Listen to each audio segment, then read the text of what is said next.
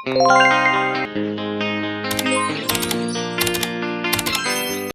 guys, for today's video, ayan, nagpakulo na pala ko, pinakuluan ko na yung liempo natin na may kasamang paminta, bawang, sibuyas, basta kahit anong pampalasa. Tapos, iset aside muna natin, palamigin bago natin i-fry. Sa mga hindi pala nakakaalam, opo, yung hindi lang nakakaalam, sabi ko, ganito po yung tamang prito para ma-achieve mo yung malutong. So, hindi makunat yung mga kahit anong prito natin. Unang-una sa lahat, ba't kagalit? Hindi.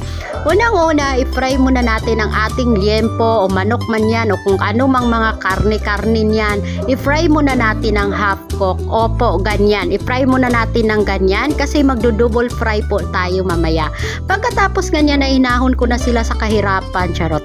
Inahon ko na sila or hinango ko na sila para palamigin. Kung napapansin nyo, hindi pa talaga yan luto, ibig sabihin makunat pa yan.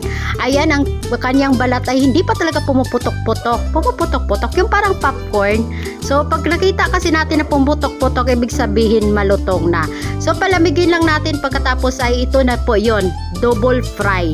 So, yon, i-double fry na natin para ma-achieve natin yung, ayan, putok-putok. Ayan guys, kung nakikita nyo, pumutok na ang pangit ng word ko.